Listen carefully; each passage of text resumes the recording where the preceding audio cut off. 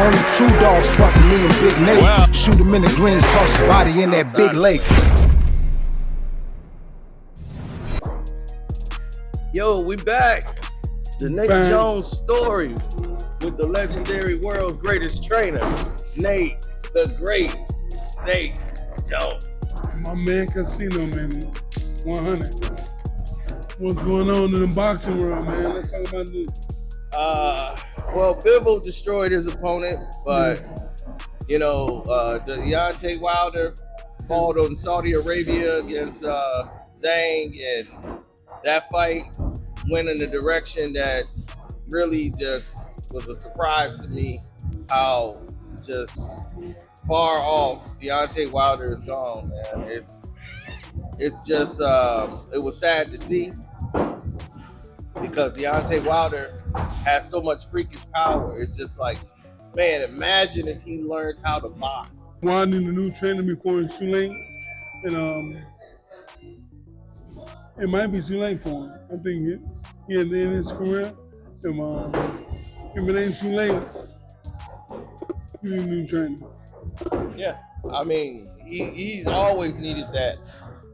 When he lost Mark Breland, when Mark Breland was in there trying to help him, and once he cut off Mark Breland, blamed him. Breland was doing the best he could, but it's only so much he could do. If you're not willing to buy into what he's teaching you and actually use that jab, and since he was there, the jab was less and less.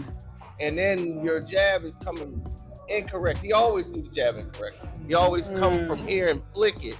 Yeah, no power on it because he's just really using it as a range pounder to just throw his eraser. He had a powerful eraser, but it's just that you can't depend on that. When you fight skilled fighters, they will set traps for you if they see you a one-hand fighter. They'll say, oh, okay, he just want to land the right hand. All right, I'm going to take that away from him. Now you got to think. You got to think about how you going to get him out of there. And they know you just want to land that. And you saw Zhang time that right hand perfect. Right hand counter. As soon as he threw that jab out and was getting ready to shoot the right hand, he knew it. He just threw that. Yeah. Caught it. And man, Wilder spun around, and then he's been hurt and knocked out basically in a lot of fights. And his last fight, he was hurt, went to the cards. He's taking too many big shots, and he's not really a big guy. And he's getting hit by some real solid heavyweights. These guys are solid 240, 250. These are big heavyweights. Yeah, these big heavyweights. Zhang is huge. And I'm like, and that dude hit like rocks. So his head is like a rock. And I'm like, man, Wilder, his only bet is I gotta land this big right hand and get this guy out of here. Other than that, I don't even see the Anthony Joshua fight. I don't even see that happening. It's like, what for now? Wilder's, he's lost his 2 in a row, and right now he's mentally beat. Yeah. Mentally, he's accepting the losses a lot. Like, I'm just here for the check. And once you make up your mind, you here just to get paid, you've already lost.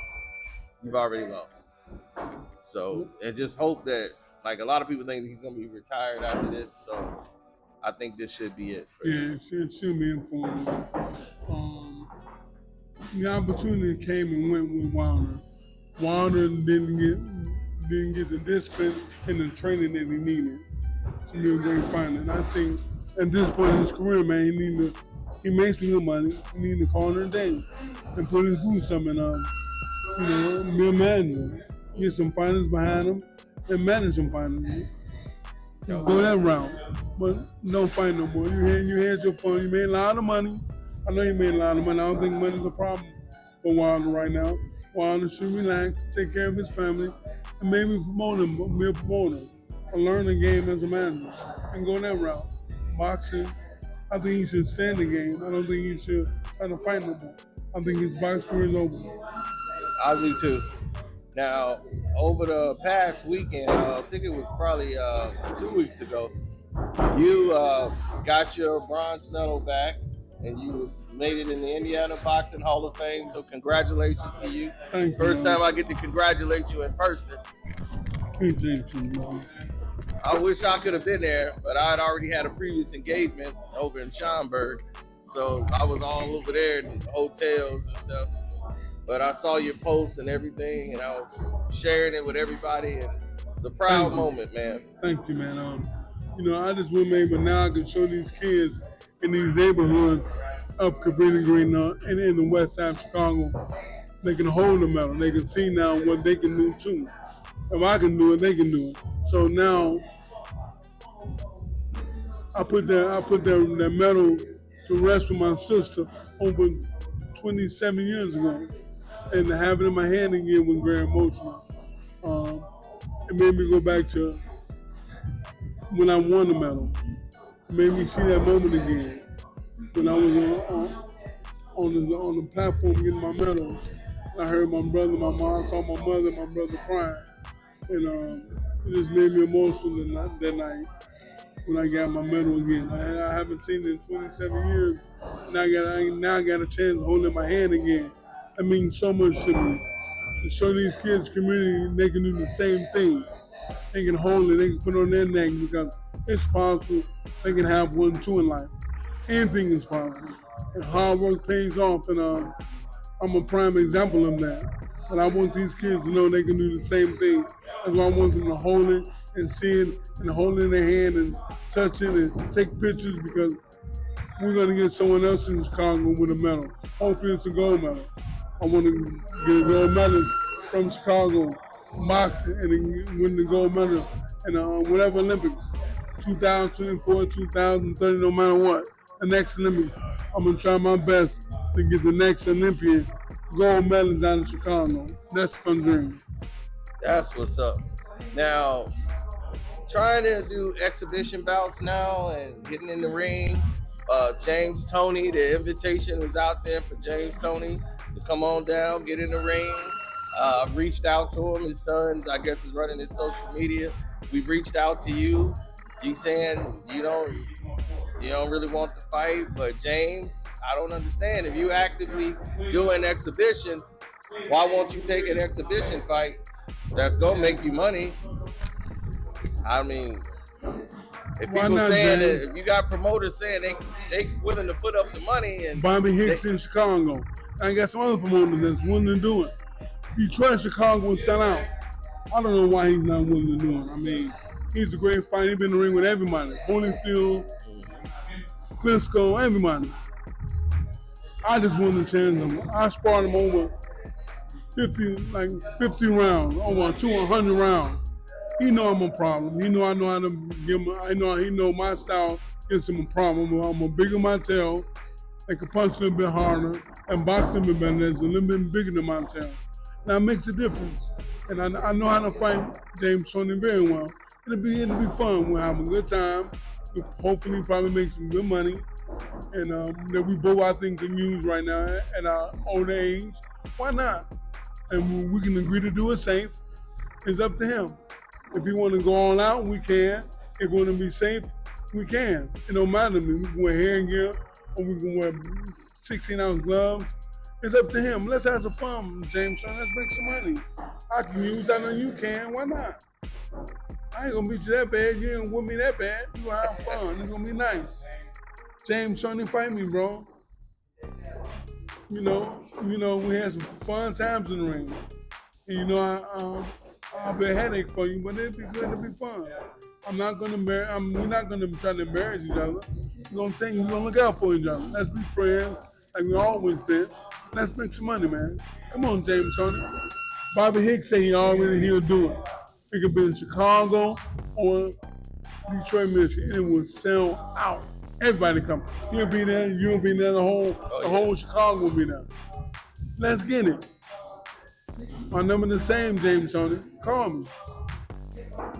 That's right. Now, I don't know what could be holding it up. I can't wait to see that. But who's another fight that you would have if you couldn't get tough? Amanda Holyfield, Donnell Doc Nix. Okay.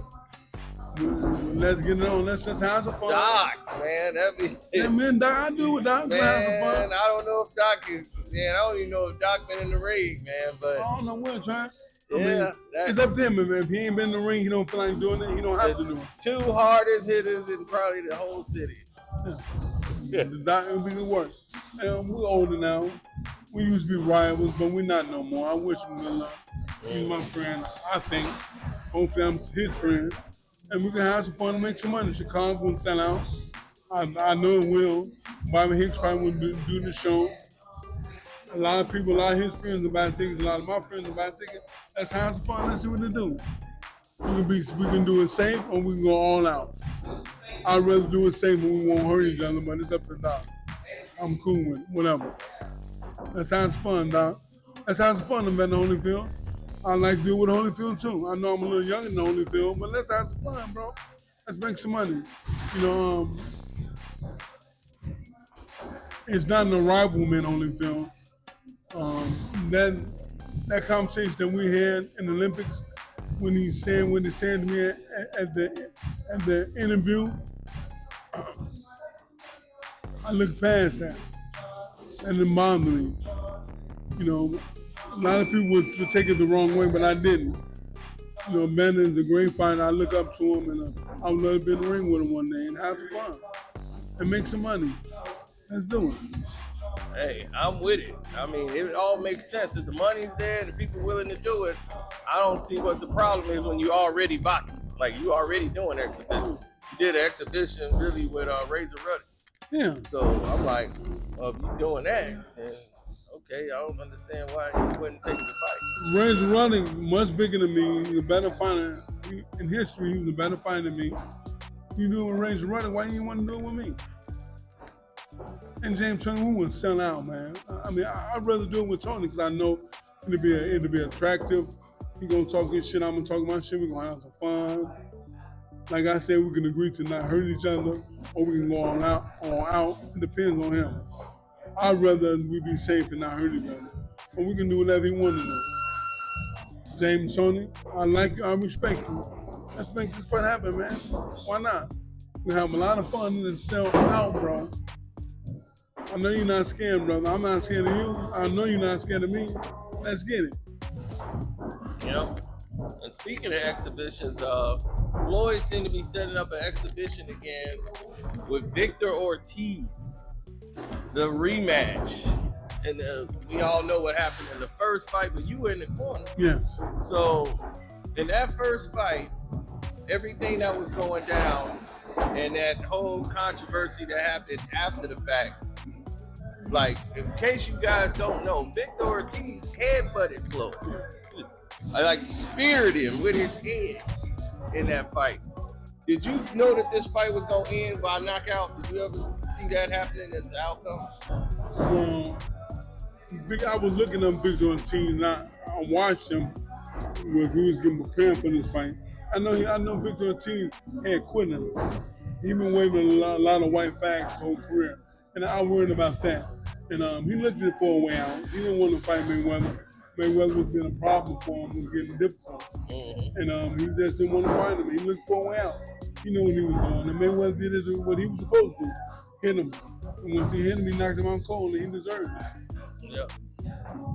Now, in the rematch now, do you see anything different now in this exhibition that he could have an advantage over Floyd, or he's finally getting this shot now because he felt like he was wrong by, he felt like he was sucker punched? He might take it personal. He might take the fight personally. I think they're gonna have fun. They're both older guys. Everybody up in age. I think he's gonna just do to have fun and make some money. Right. Hopefully he can use. Hopefully that it can help him out. I know it will because they can make some millions of dollars. And I don't have a problem with them seeing them make money at an old age. Okay, I'm with that. Now, this Ryan Garcia, Devin Haney fight still keeps getting talked about. And it's been over a month now since the fight didn't happen. But now that the B samples came back and it's tested for ostarine, Ryan Garcia actually showed that another test that he did with like OSA or whatever from the same valve didn't have ostarine in it. It didn't test positive for ostarine. So it's so confusing to keep up with all of this.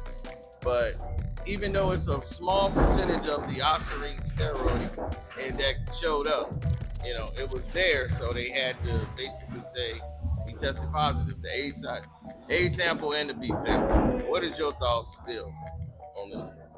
If God ain't put it in his system, it should be in there. I just look at him as a cheater. I believe he's lying. It should have been in his system. Why was it in your system? I don't know too much about steroids. I never took them in my life. So I don't know how it goes, how good ostarine is, or what other performance enhancing drugs. I don't know nothing about it. So I don't know. I think he's a cheater. And if you cheat, if you want to win that bad, you should have worked hard in your craft and learned the game. To cheat and hit someone with some of your shit that can kill a man or hurt him or give him brain damage, I don't respect no man that does that. I think he should be, if not banned from boxing, I think he needs to be penalized. I think he needs to be, if he does it again, I think he needs to be banned for life. That's not right, man. I don't like cheating. If you're great, don't cheat. If you believe in yourself, why would you cheat? I believe that whole shenanigans that he was doing before the fight was leading up to. He acted like he was on steroids. I seen before the fight. He acted like he on something. I would make him take a steroid because he was acting crazy. And what happened? He tested positive. I don't know. I don't think nobody gave him nothing. I don't think he wasn't wearing everything that happened. Come on. You wasn't wearing it. We box, we happy. We don't know how to take nothing from no one else. But our immediate trainer, our family, our friends. Why would you take something from someone else knowing that you don't trust no one there? I wouldn't trust no one to take nobody from someone who's not a doctor, who's not my pediatrician. No. He shouldn't have did that. And he knew he was doing. I think he should be penalized and he should be banned from the sport. Wow. And the thing is that to me, it's so hard because when you see ostarine, ostarine is a powerful steroid. So if anybody know that that's a real powerful one, it stay in your system. One dose will stay in your system for at least 10 to about 14 days. So you're looking at about 14 days, and the fight is in 10 days, and he didn't test positive for it on the 3rd. So if it's not in your system then, let's say, okay, right after you do that, you're going to start taking it a week before the fight. It's still random blood. It's still random. Like, there's no limit, like saying how many tests you got to do before you're in the clear. So if you took it within that week, if you 9 times out of 10, you go test positive. That's going to pop up. They got to do that. You got to take that blood and urine test anyway. So if you know you're going to pop dirty, why would you even go through that? That's like you risking everything, your career, all of it. Why would you do it? That's why I'm saying it does not make sense to me. The sense is not there. When it's something off like that, and then it's such small dosage, so it was like, then how would he pass on the 3rd and then test bad on these 2 on the day of the weigh-in? Because he never tested. He never tested. He never was clear. All them tests was dirty. It was somebody doing something illegal. I don't know how. Yeah, that's what I'm saying. It just don't make sense. I can see if he failed those tests prior and then leading up to the fight, because normally if he'd have failed on the 3rd, they would have stopped the fight. The fight would never happen. Right, it would have never happened. They would have stopped it immediately. See, it's not like when Canelo tested, because he had that Turbolo. That's the steroid they put in was it Tuberculo, whatever, that steroid they put inside the meat over in Mexico, the steroid they put in there. So when he ate that, when he was over in Mexico and he tested, it was from that. They could tell because of the small dosage, but they still had to suspend him and postpone the fight because they just had it in the rules that way. So even though he didn't cheat, that was a clear indication of it can be in your system. Somewhere it can get in your system. So whether you ate something that somebody prepared for you, but for me, Ryan Garcia don't have a team. He don't have a team around him that would do that. Because Derek Jones, Derek, what's his name? James. Derek James. He's not gonna do that. I don't see Derek James really doing that. But then again, I don't really know. Me neither, but I don't think so. But I don't think Derek James would do that. I'm just saying, I just don't think he would. But the people around him, he don't have those type of guys. Like if this was Charlo, I would say yeah, I would believe that. Because I still don't like the water bottle situation that happened over there when he fought the guy from Detroit. And they switched water bottles in the corner. Heard about that. Yeah, Derek James didn't want nothing to do with it. And so I could see that situation being weird. Now this situation right here just got too many question marks around it because he don't have those type of people around him that I could see if he was around those guys that's, you know, these strength and nutritionists and all these, he don't even have those guys around him. So I'm like, he don't even got those guys. So I'm like, where would he even get that Osterine from? That's what's so weird to me about it, to buy into it that he did it. Like, I'm like, I want to go with Haney them and say that, but only thing Devin Haney knows, he was in the fight, he lost, and in his mind mentally, it's like, oh, that's why I lost. That's what happened. So now you can't even talk about a rematch. Like, he's basically trying to sue Ryan Garcia. Because he's like, look, He should. yeah. So he's like, look, I'm suing him because my life is in danger. You know, you put my life in danger, my health in Rings danger. don't cheat. Right, and you laughing about all this because he was taking it like as a joke. Yeah. Because he didn't really see the seriousness in what was happening. He knew what he was doing. Man, listen, the first thing I said when I seen all them shenanigans at the weigh-in in the press conference, first thing I said, he on something. Something ain't right. And then to me, he did all that to camouflage what you really was doing. That's why he ended up testing positive, man. I believe he knew it. I'm taking that in court. I really believe this man knew what the fuck he was doing. And he in a position right now to really hurt somebody. And you put yourself in a position to hurt that man and take it from his family. What if he done lost his life? Come on, man. It's not right, man. And there's no way around it. I believe something was fishy going into the fight. And I'm standing on that. I don't believe it. Well, I'm one person that believes that it could go either way on this one, but it's just so many question marks. Yeah, I know. Yeah, but this is boxing. That's why everybody loves boxing. So everybody's talking about the future fights that's coming up. I think AB is fighting this week down in Miami on the 7th. What's your opinion on that fight? Well, I really don't know nothing about his opponent. So I watched him. He make a lot of fundamental mistakes. Keep his hands down. He's very wild. And Brunner, one thing you don't lose your power. Brunner is very strong. I think Brunner, I don't see him beating Brunner. He made too many mistakes defensively, and that's going to catch on. Someone down the line is going to get hurt and knocked out. I don't think they're fighting going to this. I see Andrew Brunner beating him and laying him around and stopping him. I think AB probably go to distance or stop him late. Well, probably could be early too, because AB, his power is his left hook. His left hook is extremely strong. He's got deceptive power. Yes. So that's the thing about him. Like, a lot of people don't know how strong he really is, but he's actually, his left hook is stronger than his right hand.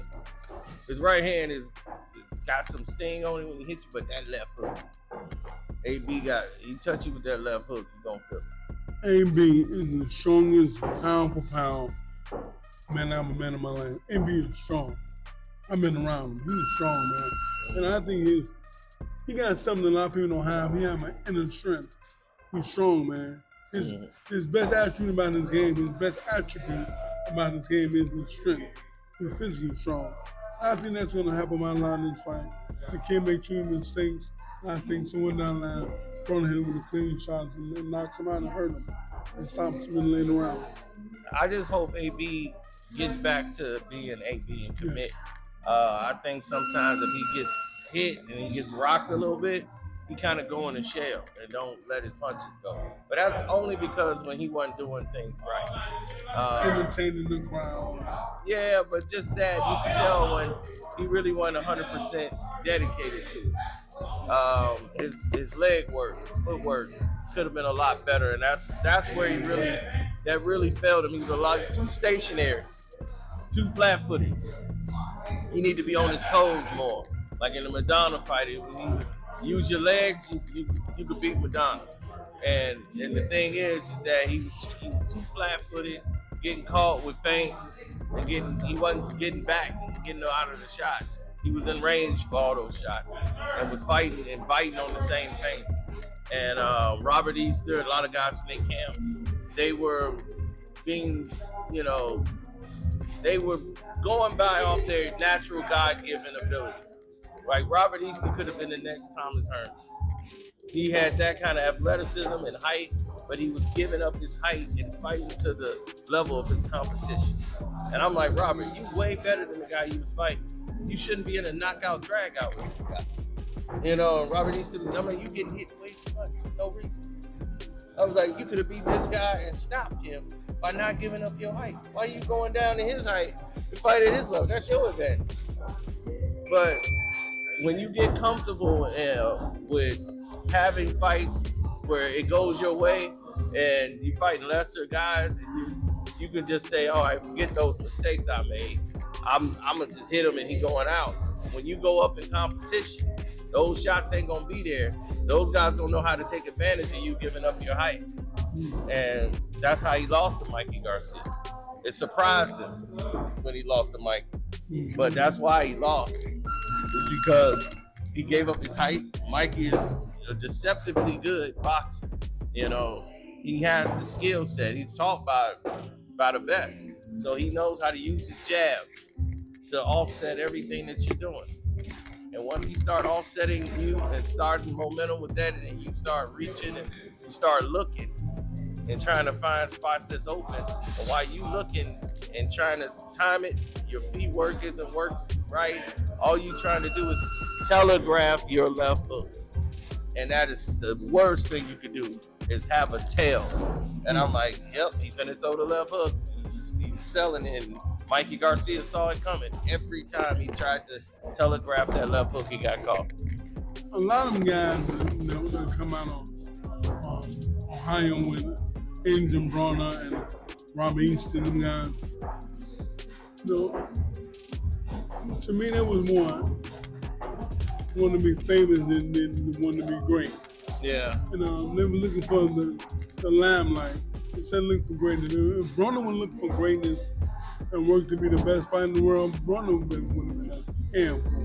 He'd probably be the best fighter pound for pound of all time. But he didn't put the work in, and I think it cost Bronner because he keep making those same mistakes, being an entertainer and not locking in on this crowd and dedicating himself before it's too late. And hopefully he has a good run this time. I wish him good luck. I think he beat this kid coming out. I think that won't be a problem for Angel Bronner to stop him in the later round. But Angel Bronner needs to face Roundley, man, and bust his ass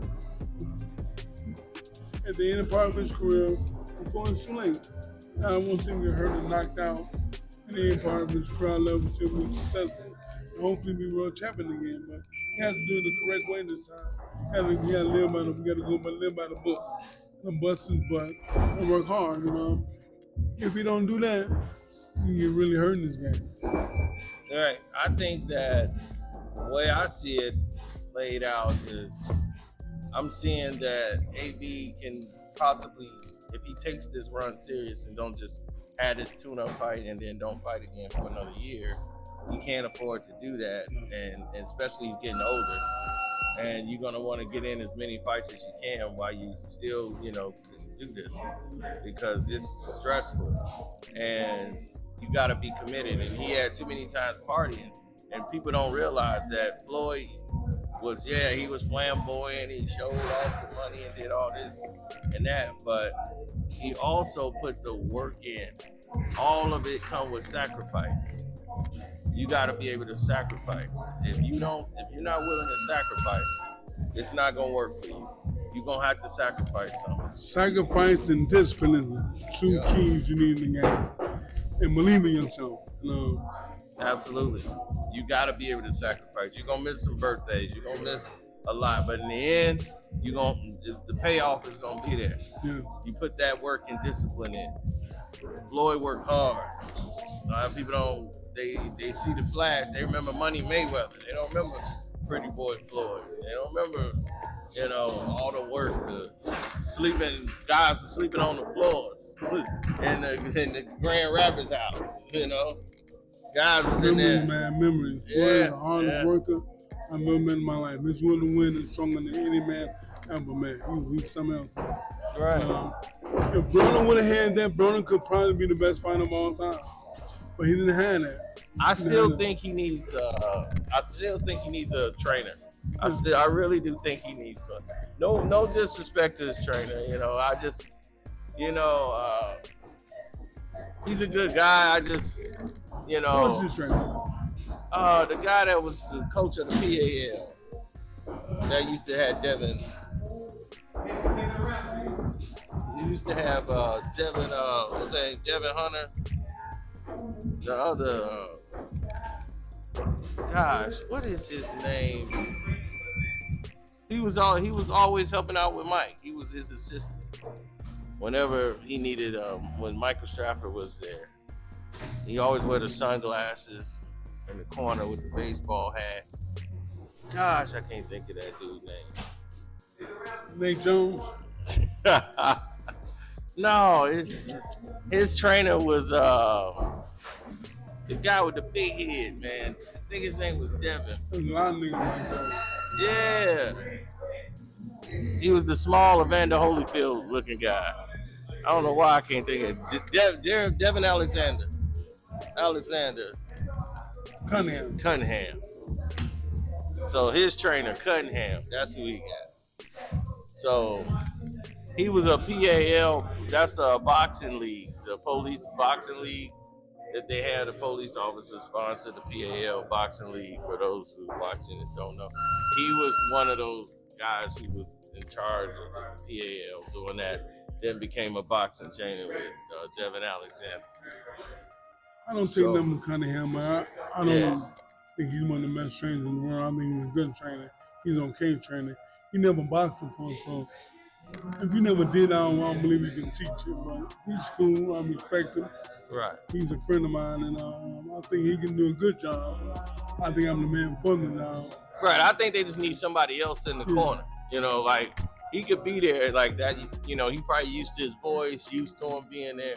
But I just think he needs somebody with some boxing that can teach him. Yeah, a teacher. Right. Because you need a teacher in your game where you can learn the game, and someone that can teach you the game and their eyes match their words. A lot of people's eyes don't match their words they talk to. Some of these trainers don't know how to look and find their eye and let them know what you need them to do. Eyes don't lie, mouths do. Mm-hmm. So when it's come from someone that learned the game from experience and then learning from a book, I don't look at it the same. You gotta learn it. If you teach me something, you gotta have done it before or tried it before. If you never tried it, how could you teach me something that you never done? And I'm not a firm believer of trainers that never box. I just don't believe in it. Right. And I mean, we've had anomalies that happen because just happened to be the fighter was something that was just unbelievable. Yeah. But Enzo Calzaghe trained Joe Calzaghe, but he learned from watching and having him in the gym with other people. And then there was guys he learned from. But mostly that's just an anomaly. Like you've seen a lot of fathers train their sons, but they've had some boxing guys around them in that corner. Some guys that boxed in the Olympics, some guys in that gym that was working with their kid, believe me. It ain't just the dad just in there. It's just the head trainer. Like Shane Mosley Sr. wasn't the guy really training Shane. He had some boxing guys there around him.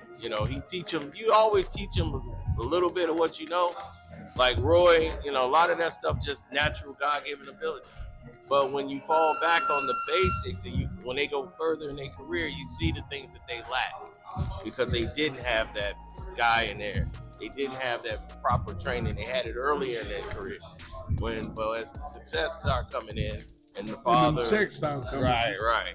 Then you start seeing more of, okay, this is me. So I'm gonna start taking over, and it's more the father getting all the shine. And then when their fighter get in trouble, you can't really teach them how to get out of it. You can't tell them what adjustments to make. You can't really say, you just say, hey, throw the hook. You can't tell him how to throw it or how to position or what the other fighter's doing, how to offset, how to stop that momentum and get it going, and all the little techniques that you need to know. It's very few teachers in the game. And we're fortunate, we still got one right here. But it's very hard for you to teach this game, and you got 60 seconds in a corner before you got to go back outside and go back, not outside, but back into that ring of fight. And going to that danger again. Yep. And so you need someone that's gonna help you through that turmoil, that difficult situation that you're dealing with.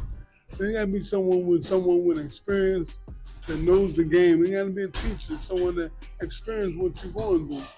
If you never played basketball, you can't teach it. So you just need someone that's been in the crowd, in the game, and that knows the game, and that's willing to give you everything you need.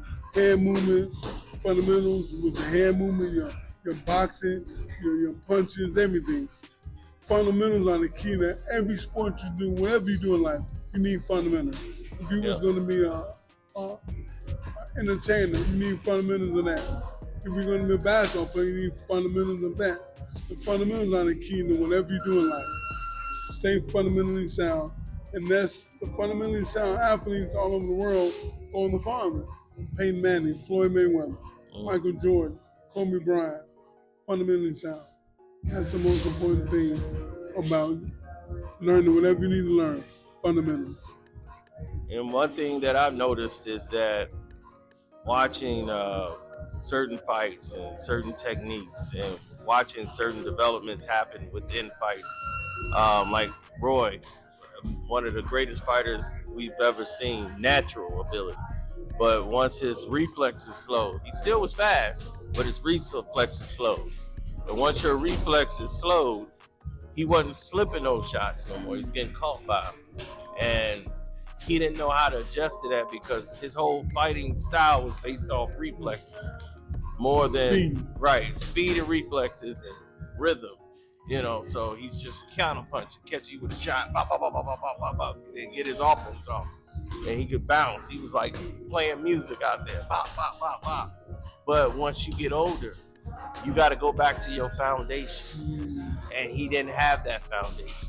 His foundation was basically his own rhythm that he created and that he was doing, his own system. So when you don't have that, follow behind that jab, stay behind the stick. That's why Bernard was able to fight for as long as he could, because he had, when all the other stuff he couldn't do anymore, he fell back on his foundation and still going behind the jab, little shots, not wasting too much energy, being patient, waiting for spots.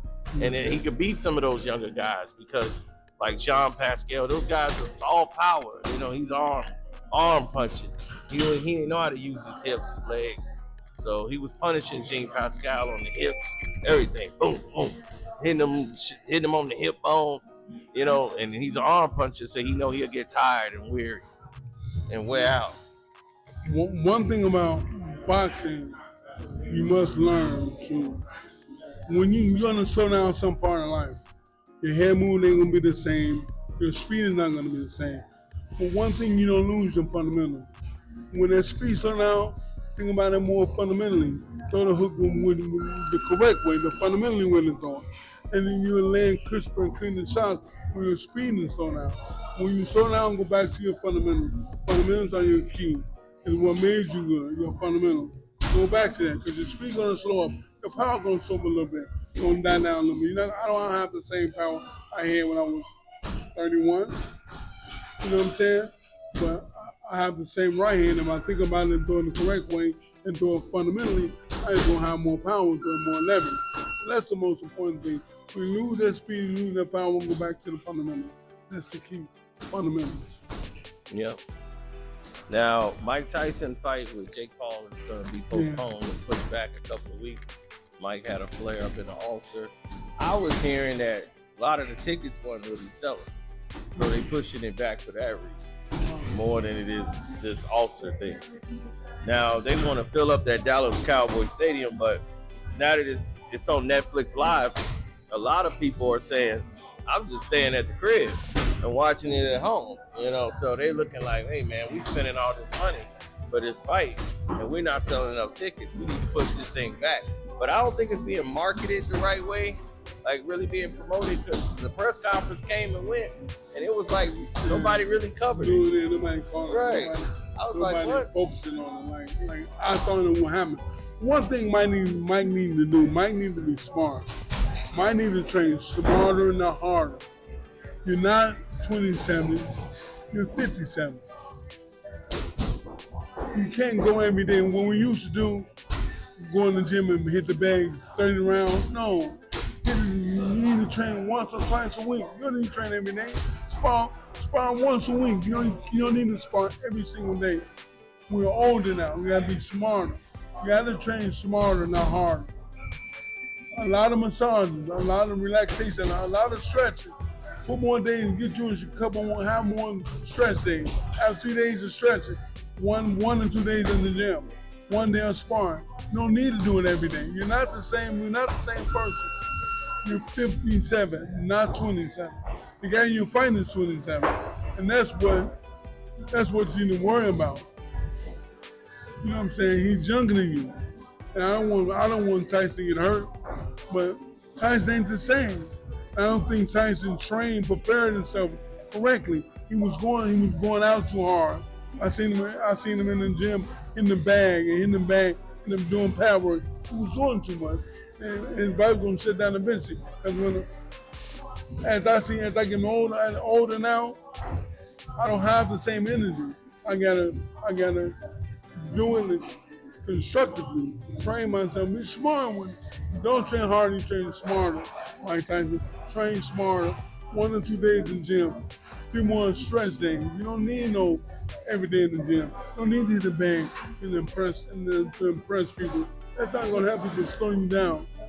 1 or 2 days in the gym, a lot of stretching, a lot of taking care of yourself, a lot of vitamins, a lot of eating the right food, a lot of stretching. That's gonna help you, Mike Tyson. And minimal sparring. And if he do that, he'll have a great chance of probably knocking this kid out, but it's dangerous for Mike Tyson. Mike Tyson's 57, finna be 58. This guy's already 27, man. Only 27. That's too much. Yeah, and everybody is saying that Tank has been off a little bit more than he can chew. He's underestimating his opponent. What do you think about Frank Martin? It makes me go back and watch some more Frank Martin. I'm hearing that, and like somebody said something on the internet the other day that I saw him spar. I never seen Frank Martin and Devontae Davis spar. I was never in the gym. That's a lie. I never seen him box. But Frank Martin is something different. What I'm hearing from everybody, and he really can punch. I hope Tank Davis ain't been out a lot more than he can chew. But it's a dangerous fight. It's very interesting. And I'm just going to watch it. I'm not going to pick a winner. I want Devin to win. I know Devin. I don't know Frank Martin like that. He's cool. May the best man win, though. God bless him. I think Tank's going to win. I think Tank might hurt him in one of the rounds. See, the problem is that Frank Martin is that he keeps his chin out. His defense isn't that, solid. And Tank, if you don't put something on Tank to get his respect early, he know how to box. And that's the most underrated part about Tank, that I think most of these fighters, they just think Tank just go out there and they're like, oh, Tank get hit. It's not like what you think. Tank actually is slick. He's slick when he wants to. Now, everybody thinks because he gets a lot of knockouts, he just go all out and he's wild and crazy. Not like that at all. He set traps. and he knows how to counter you. Most of his knockouts come because he sets good counter shots and body shots. He knows how to place those body shots when he gets inside.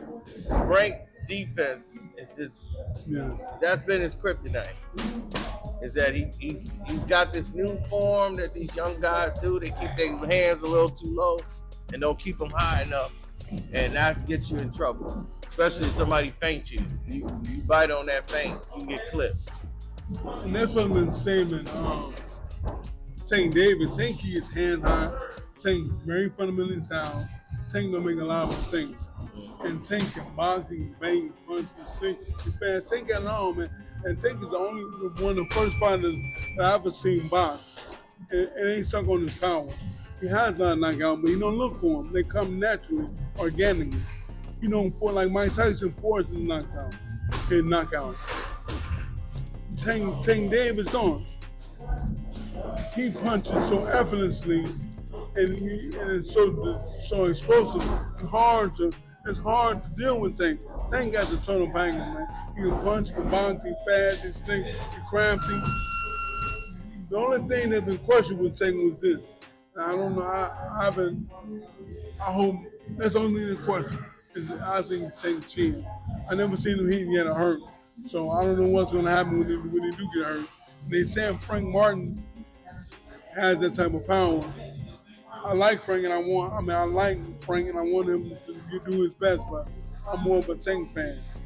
But let the best man win. I'm rooting for Tank. Keep doing your thing, bro. All right. And I think that's enough for now. We're going to circle back again later and see how these fights play out. Want to thank everybody out there. Don't forget to like, share, subscribe to the page for the Nate Jones Story. I'm Karceno for life. You can like my page too if you like. And anything else you want to say to close it out? Yes, man. We just getting these kids ready, training in the gym. I'm trying to make me some champions in this neighborhood of Chicago. I'm going to keep doing it until day I die. ABC Boxing Club, the Nate Jones Foundation, Karceno for life. Israel, we're here, man. Troy, my man behind us, training fighters, we all here with the Nate Jones team. We're here together, bro. Thank you. God bless you, many, many more.